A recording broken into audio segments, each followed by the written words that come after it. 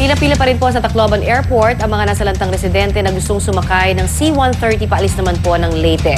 May live report pa rin si Susan Enriquez. Susan? Tony, dalawang C-130 ng Philippine Air Force ang nakatakdang lumipad anumang oras mula ngayon papunta ng Maynila at paglapag pa lamang itong dalawang C-130. Kitang-kita mo sa mukha ng ating mga kababayan na nais bakal alis ng Tacloban City. Kahit pa paano, bahagyang ngiti sa kanilang mukha dahil kahit pa paano may ibsa na yung kanilang matinding pagod at paghihintay na matakasan at makalis na muna, kalimutan, pansamantala ang sinapit nilang matinding trahedya. Narito po ang aking report. Dalawang C-130 ng Philippine Air Force ang kalalapag lang po dito sa Tacloban Airport at talagang paglapag ho nitong dalawang C-130 makikita ho natin sa mukha ng ating mga kababayan na ilang araw na nagtitiis dito at naghihintay para makasakay sa C-130 ang saya at parang siyempre kahit paano naibsan ho yung kanilang pagod sa paghihintay. Pero siyempre sabi nga ho ng Philippine Air Force, hindi ho sila lahat maisasakay sa kung lumapag man itong dalawang C-130 na ito dahil ang maximum capacity po niya ay 150.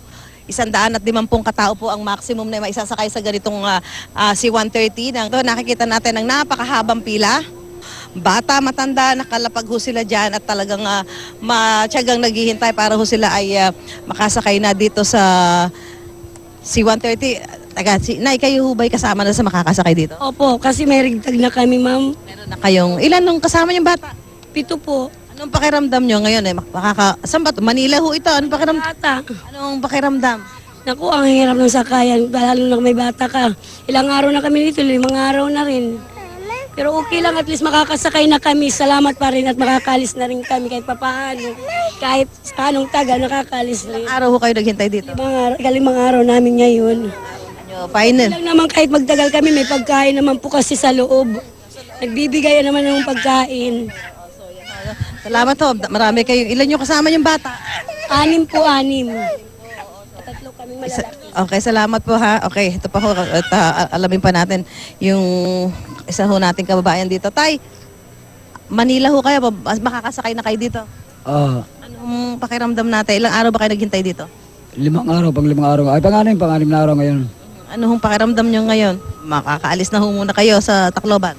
Sa awa ng Diyos, makakaalis na siguro dahil nandito na yung C-130 at makakaraos na din kami, makakaraos na sa mga problema dinaras namin sa bagyong Yolanda.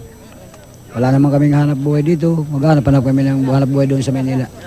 Ayan po, yan. Salamat tayo ha. Ayan ho, nagsisimula na hong maggumalawan itong mga kababayan natin dito. Yung mga nabigyan na ho ng, sabi nga nila, red tag. Ito ho yung mga nasa manifesto nung C-130. At kung makikita ho ninyo sa mukha ng mga kababayan natin, yung mga makakasakay na, ma-accommodate dito ho sa biyaheng ito. Kahit ho baka sa kanilang pagod sa kanilang mga mukha ang pagod, hirap, gutom, puyat, ay hindi na ho nila alintana. Ang importante ho, makasakay sila ng C-130, makalabas ng Tacloban City. Pwede, mainit ang panahon ngayon, medyo tumitindi na yung sikat ng araw. Pero gaya ng dati, nito mga nakalipas na araw, ito, nagsisimula na naman humaba ang pila. Pero kung ikukumpara nito mga nakalipas na araw, mas maigsi na po ito, mas maigsi na po yung pila ngayon. Pero nevertheless, ganun pa rin po, humahaba pa rin po iyan dahil talagang gaya ho ngayon, wala kasing biyahe ng Philippine Navy na maaari masakyan pa dahil nag-unload pa ho ng mga relief goods. So ang C-130 ho ang maaaring sakyan ng ating mga kababayan. At kahit pa paano naman po yun, sabi ng Philippine Air Force ay ginagawa nila ang lahat ng paraan para may accommodate at maisakay lahat ng mga pasahero papunta ng Manila o pupunta man ng Cebu. Yun nga lamang po dahil hindi rin naman ho talaga magkakasya sa isang biyahe yung lahat ng pasahero naghihintay dito. So konting tiyaga at pang-unawa po at gagawin po ang lahat para ho maisakay ang mga pasaherong nais umalis ng Tacloban City. Connie? Maraming salamat, Susan Enriquez.